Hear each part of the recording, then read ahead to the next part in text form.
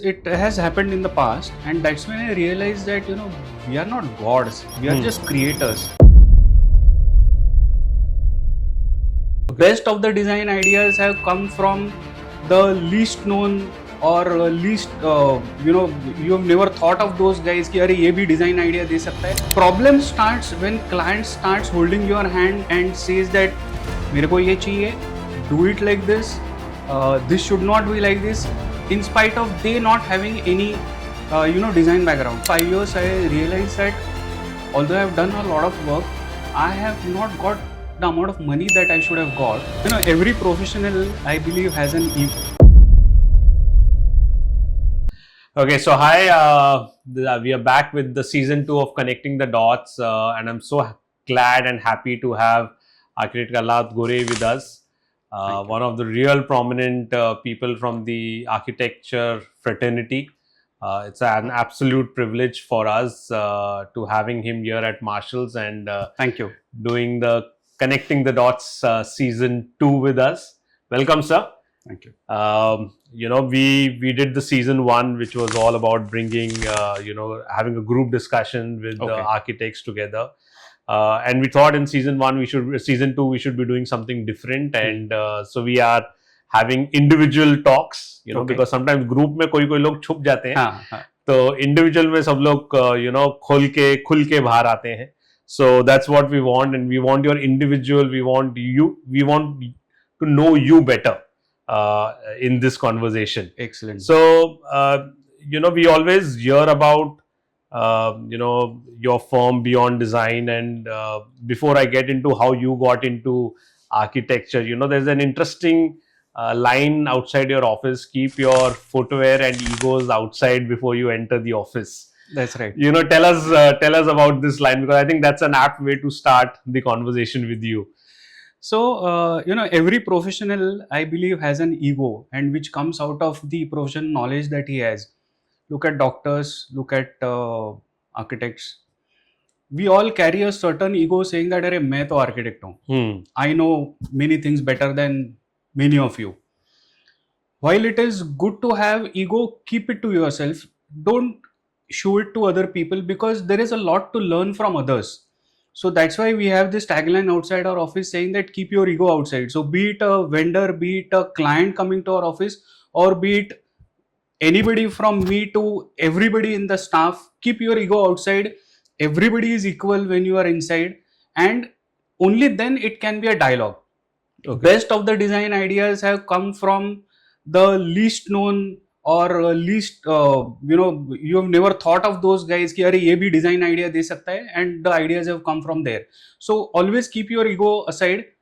Have that learning mind ki I have to learn something, or I am open to learning, only then it happens. So that's why you see that tagline in our office. But tell me something, success, of course it is an amazing thing to have, but somehow, human nature is कि success आती है तो एक ego आ ही जाता है. Have you personally, because I know when these lines come, one has faced this concern, and that is why these learnings come out. So has there been an episode where this thing came out, and especially about your own self, where you felt, no, I was wrong, and my ego actually created a problem for my own self? Has it ever happened? Yeah, it has happened in the past, and that's when I realized that we are not gods, we are just creators, and that too we are creating for somebody who is spending his money and kind of assigning us to create something for him. So I always tell my team that we are not like painters where we will do our own job and we'll be happy saying that yaar maine ye kar diya.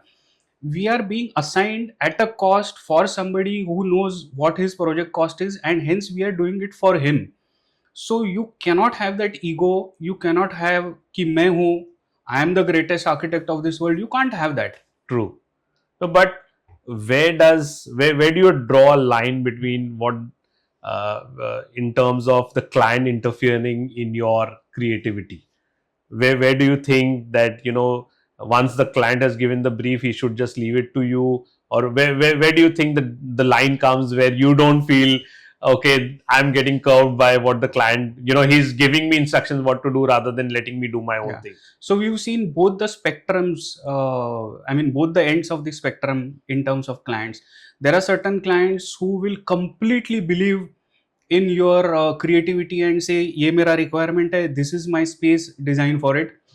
And believe me, those designs have come out to be the best in our portfolio. Or I think whoever is listening to this podcast, he will also believe that, and he will agree to me that those are the clients who are the best clients, and those are the designs where the best of the designs come out.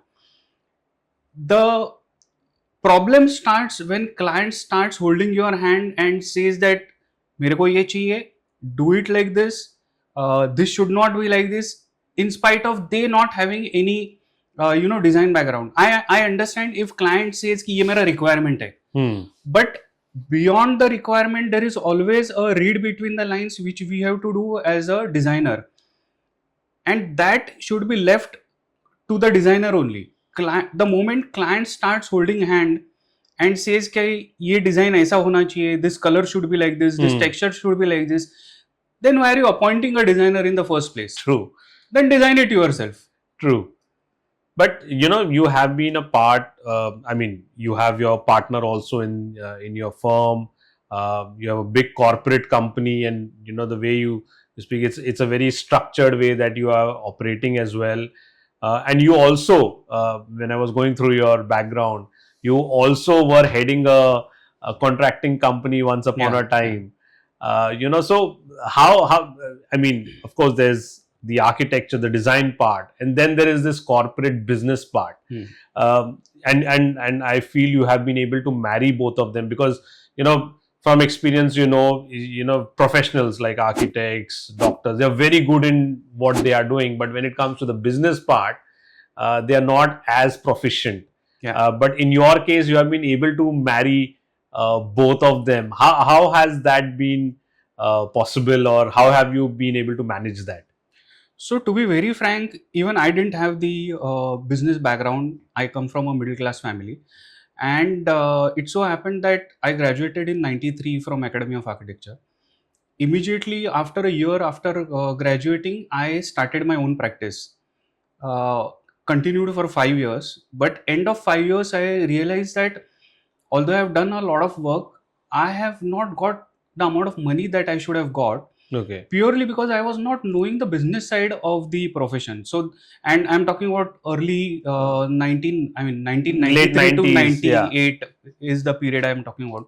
So there was no PO, there was no office segment itself which was present. So everybody was more like a ghar ka client, and we were doing all residential work and all that. True. So I'll just butt in right now, because in late 90s, and I wanted to ask you this earlier, late 90s architect, interior designing was not one of the, मतलब किसको बनना था, तो ये engineer बनना था या CA बनना था. Correct. I mean, architecture was not in the top 10 list also. True. As part of future prospective professions. And I've been in business since 99, and I've seen the change which is happening. And in, let's say, even till 2006-7, वही client के पास architect रहता था, that client मतलब is a super rich person.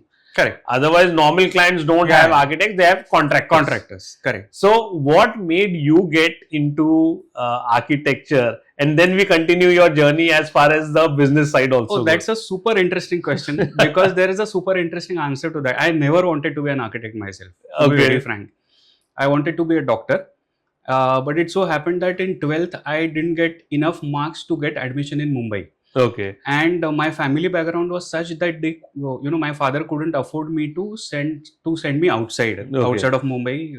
So, फिर क्या करना है? So I was just sitting at home and I had no clue क्या करना है. One fine day, my 12th का classmate comes to me, and his father was an architect, so he was sure that he wants to become an architect.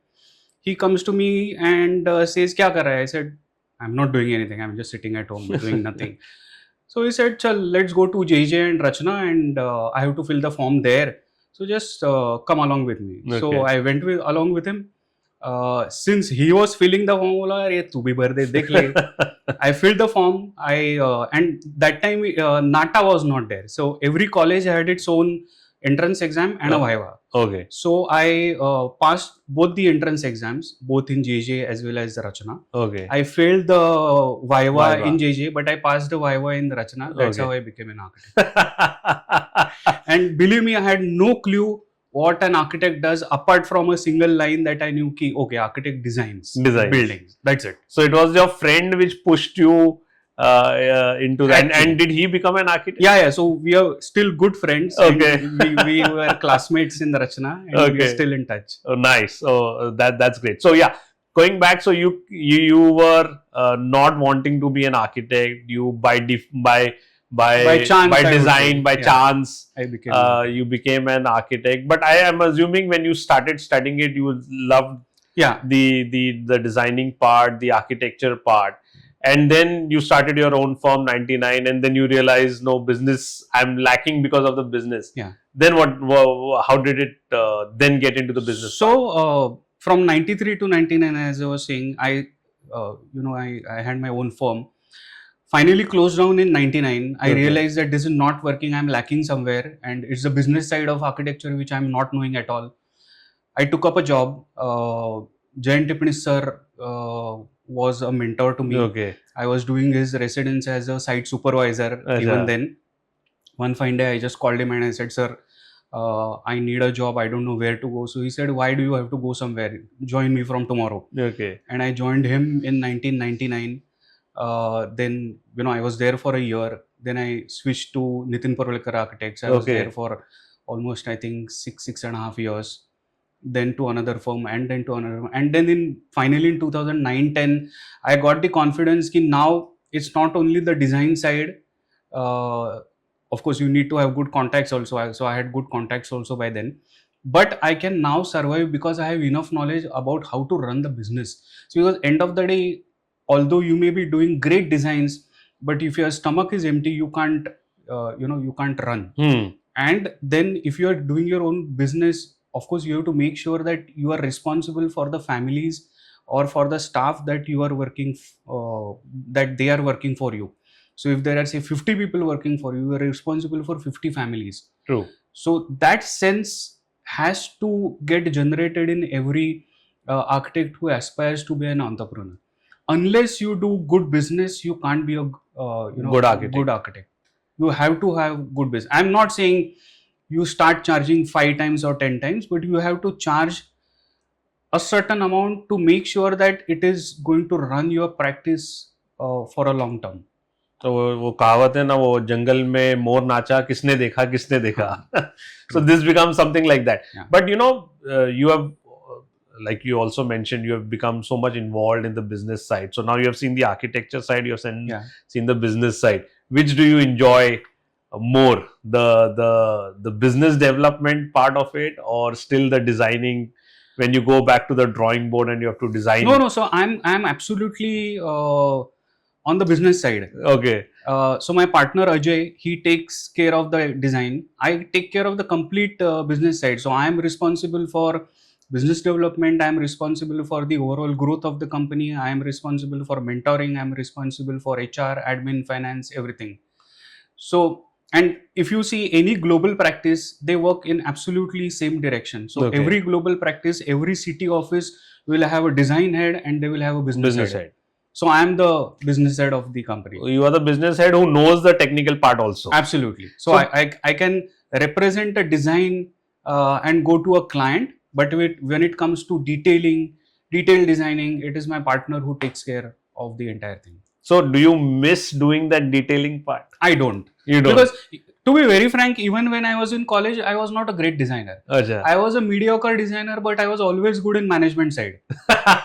Well, that's a very honest way of putting things out, which very few people do. So I think that honesty is very much appreciated.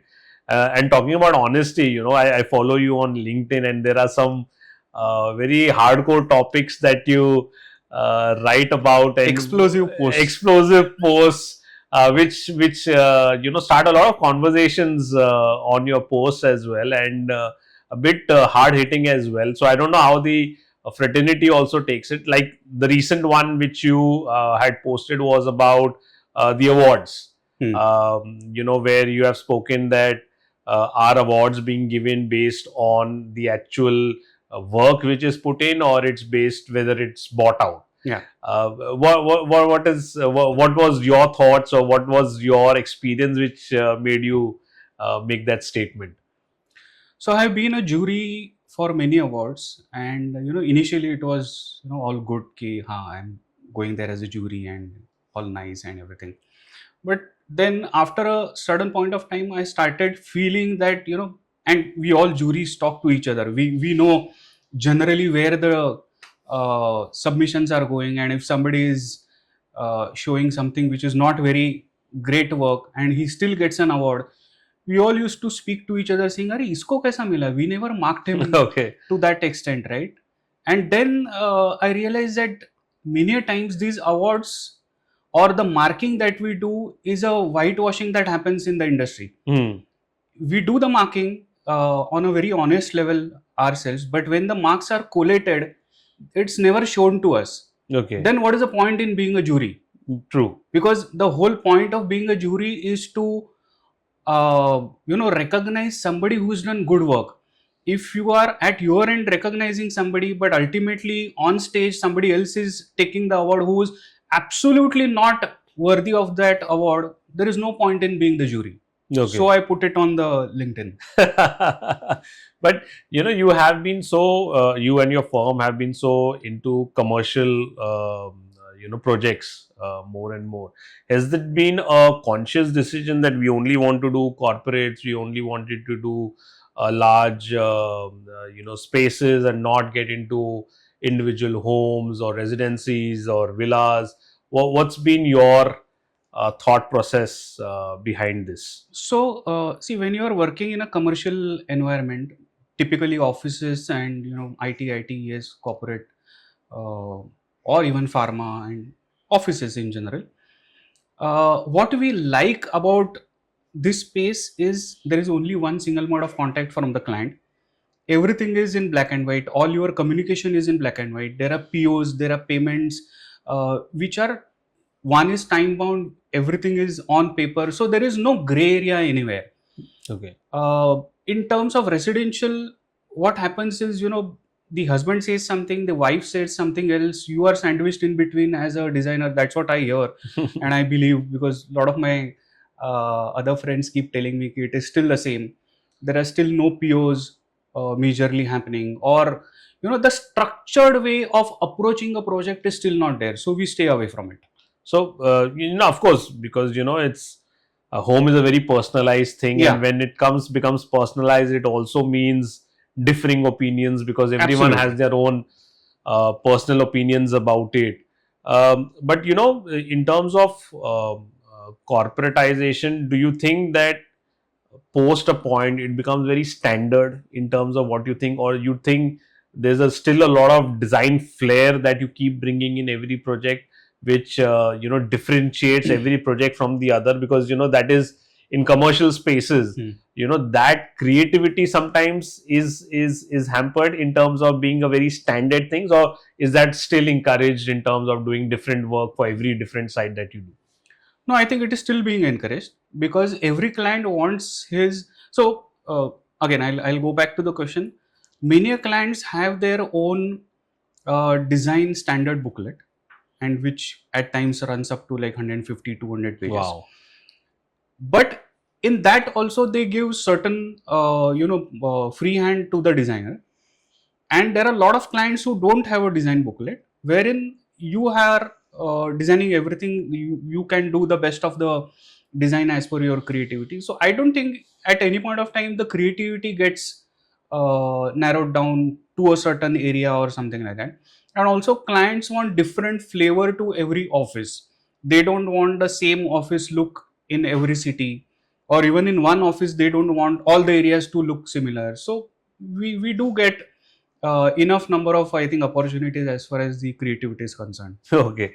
So, we, when it comes to, again, the part of the corporate structure, how does a client approach you? When you're talking about business development, I as a company want to hire beyond design? How does that process come in, and where we say, or how do you get your clients in terms of new business coming in? So initial few years, of course, we had to go to the client and make a presentation and make them aware that okay, there is somebody called Beyond Design. We are doing this kind of work, and this is our creativity and all that. Over a period of time, now that there is a good body of knowledge that is made, and we have good projects in our portfolio, it is mostly the clients who come to us now. We don't have to really go out for business development. Uh, we get inquiries and then we start working on those inquiries. So it's a steady stream now, that the reputation which you have built up. Yes. Okay, Mostly, that's yes. but has there been any occasion where you felt, oh, I don't want to do this client's work, Many times. or Even you have, or you have, or you have actually started work and then left it saying ki this client, I mean, what we Yes. started with and what is happening is not right, and that's why we are leaving the project? It happens because, see, end of the day, uh, working on a project is more like getting into a marriage. If you feel that your partner is not the correct partner, be it a vendor, contractor, supplier, or even client for that matter, you part ways. Just make sure that you part ways on a good note. Okay. So we do that. So all the partings have been on good note. Yeah. Okay. And any reason why you have said no to a client ki काम ही नहीं करना है? Couple of times it has so happened that मतलब, is there a structured way that you select the client? मतलब, let's say you get 10 inquiries and you said, no, ये वाला client, after meeting I didn't feel the right vibe with this person, and that's why we don't yes, want to that go. happens. Is there a list of questionnaires that you do with the client? Yeah. So we have a very detailed list of questionnaires that we run through with the client before we get the project. After we get the project also, there are a lot of questionnaires that we run through. Many times it so happens that the clients are not aligned with our way of working, and it's okay if they are not aligned with us. I fully respect that, but then we decide to part away from that client, because ultimately I have certain processes in which I run the project, and I'm pretty sure that that's a process which will lead the project to a zero error delivery. Okay. If the client doesn't agree to that, then it's okay not to have that client. Okay. Because then the heartburn that will happen at the either in the middle of the project or end of the project, you save on that. Okay. Yeah, of course, you come to this stage only after you have done the done this so much hard work, and people see, especially in today's generation, because of so much social media, your Instagram, Facebook, Twitter, people see this positive side of the person who has made it big, who's on the top of his leadership status, his star status, his career, but they don't see the what he or she has done in the last 20 years, what kind of hardships, failures they have gone through to reach that stage, and we always keep talking about success. What has been, let me ask you something, what has been your failure rate or failures before you hit the pinnacle of success which you are today? So as I told you, there has been one major failure in the past, but after starting Beyond Design, I don't think there has been any failure. In fact, we take pride in saying that there is not a single project of ours which has got screwed up. Okay. And that is purely because we make sure that one of the seniors is always involved in the project. It's never given down the line for the team to handle. We will always be monitoring the project from a senior level, and it will never come to us only when things get screwed up. So that's the way we work. Even today, every morning 9:30, we are 8 seniors in the company. Okay. Every morning 9:30, all 8 of us get together on a call, a Teams call. Okay. We speak for half an hour and then we start our day. Okay. So that's the way we work. And how many people will be working under these 8 leaders? So the team size is 55. Okay. Out of which 8 are pretty senior guys. Okay. So we all 8 get on a call every morning. Okay. And so all previous day happenings, Yeah, and we, next you day, know, we or what is discussed planned. bottlenecks in the project. कौन से project में क्या चल रहा है? If a client needs something, or when is the submission, क्या करना है? Everything is discussed about all the projects. Wow. So I think that's something, for everybody to learn into, that it's not just design which is important, but also the execution of the design. Sometimes Absolutely. you may have great ideas, but the execution is poor. And that's where the whole project goes for a toss. Yeah. And so does the name. So that's very important. One personal question, of course, I have to ask is, your preference for walls. What is, you do such massive spaces. What has been your preference as far as the wall surfaces go, in terms of what products to use there on the walls? Okay. And why? See, if you look at the corporate environments that we do, one of the wall is obviously a glass partition. The other walls, we make sure that we are talking of cabins and cubicles and those kind of spaces. One highlight wall is for sure. So be it either a wallpaper or a paint or a acoustical surface has to be there. And then the rest of it is, you have a lot of writable surfaces these days. You have screens these days. So we take care of the surfaces that way. And have you seen, I mean, since you have been in this field for such a long time, any trend that you have kept seen which has changed, let's say when you started Beyond Design in 2009 to 2025 now we are, what is the trend that you have changed as far as the corporate design goes? Have you seen, more open cabins, open spaces, which was not there earlier? What? I think open cabins, open spaces came in right at probably 13, 14 or maybe 15. But a lot of things changed after COVID. Okay. The office spaces started becoming, as we call it, experiential spaces rather than just an office there. So offices should now act as a magnet for employees to come back. Okay. Is the entire funda. So they are no, and you could probably have 1,000 employees, but you may have office for 300. Oh. So it's like an alternate. Yeah, and so employees are going for a work from home as well as work from office hybrid model. And it is more of a collaboration space. It is more of a space to connect with your colleagues. It's more of a space to celebrate. Okay. पहले office was 10 to 5. रोज सुबह उठना है, जाना है, काम करना है, वापस आना है. That funda is gone. Okay. So it's become more interesting, I would say, post-COVID. Okay. And another thing that has happened is the explosion of AV in office spaces. Earlier, for a say 25,000 square feet office, there used to be one boardroom, one meeting room where you will have AV, audiovisual. Today, every small room, be it a phone booth or a 2-seater room or a 4-seater room, and up to boardroom, every room will have a AV. So that has also given rise to a lot of acoustical issues. So acoustics needs to be handled now very carefully. Yeah, because I think with a lot of usage of glass, acoustics is a very big issue. And every room has a speaker. So being heard in the other room is the most common complaint. So how you take care of that? So it's all about that now. So ideally, you should be using acoustic wallpapers. Yes.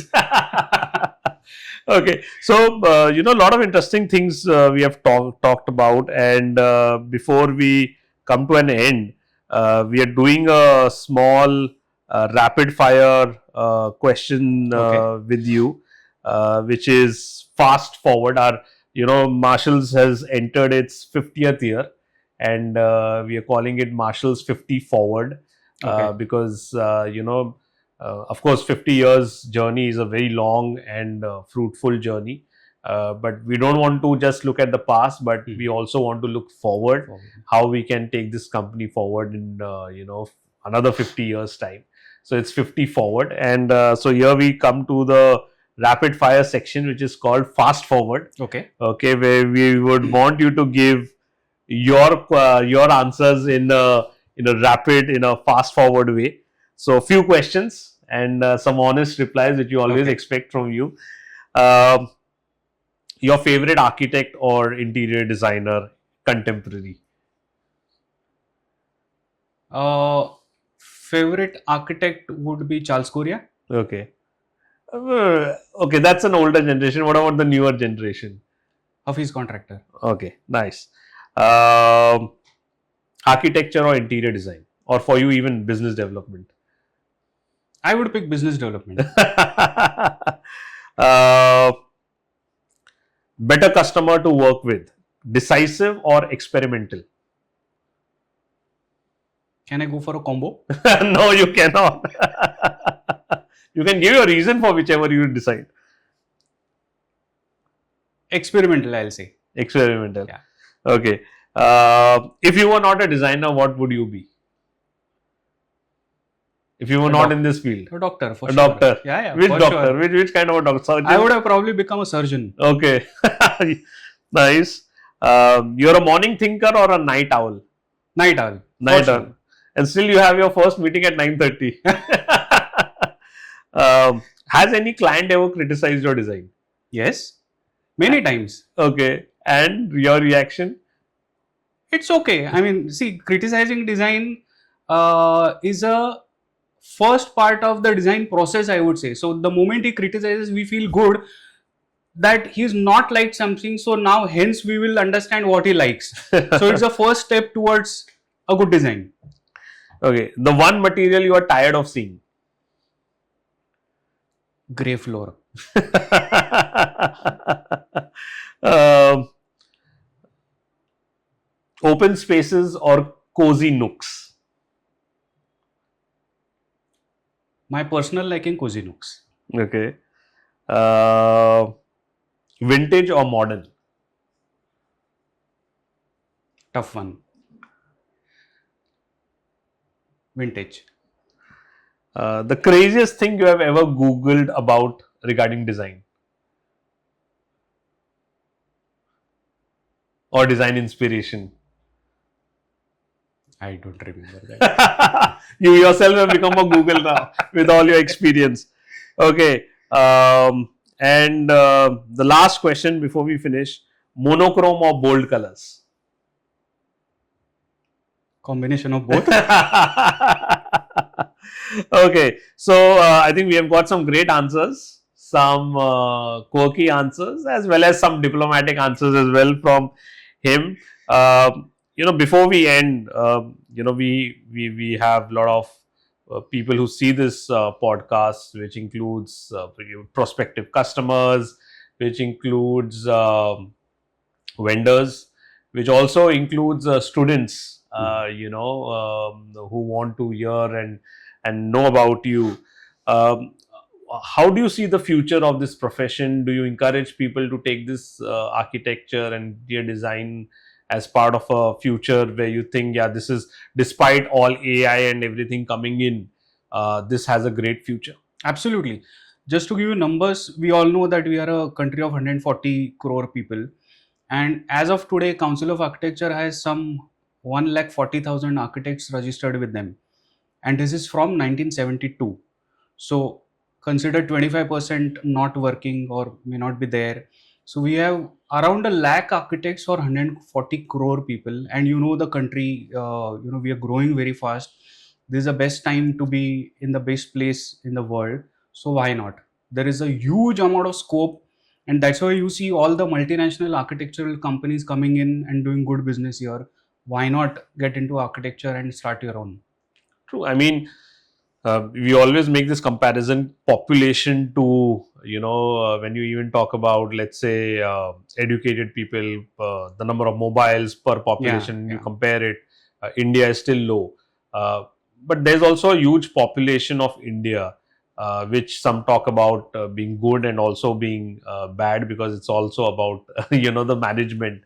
But I think, yes, it has, like I said, when I came into the industry, there were very, very few architects and interior designers, and today uh, there's this profession the last 10 or 12 years which has suddenly Yeah. become such glamorous, and because it's also related to fashion as a thing, and I think as people keep growing, or more and more people keep spending on interiors, I think this is a profession which will keep growing, as you rightly put. Any last thoughts from you? I think we have had a great interaction today, and thank you again for coming down. Any last words from you about the podcast, about any message that you want to give to the future generations, which will see your podcast for sure? I think just as a last message, I'll just say that I graduated in '93, and at that point of time, there were not too many avenues available for an architect. Today, if student is graduating as an architect, he has so many avenues available. He can be a project manager. He can be on the client side. He can become a landscape architect, conservation architect. There are so many avenues available. So I would say go for it. I mean, if you're creative, if you are business oriented, if you like architecture in principle, just go for it. There are huge number of opportunities available, and this is the best place and best time for us to be in. So Nice. And what does the future hold for architect Alhad Gore? How do you see your next 5 or 10 years? we would definitely want to go global, Yeah, I because mean, you started. I didn't bring this up, but you just started your Dubai operations as well. yeah. So the thought was, we've been doing so much of work in India. Why not go global? We also are completely into technology as such. So why not take it to the global level and start working there? So I definitely see myself growing on a global level. Nice. So, um, a wonderful conversation with architect Alhad Gore, who also is our client, and we've been associated for a very long time, and we always thank him for keeping us in his good books. And so, thank you very much, sir, for My doing pleasure. this for the season 2 of Connecting the Dots. It was such a pleasure hosting you My and honor. being and Absolutely. having this conversation with you. Thank you so Thank much. you.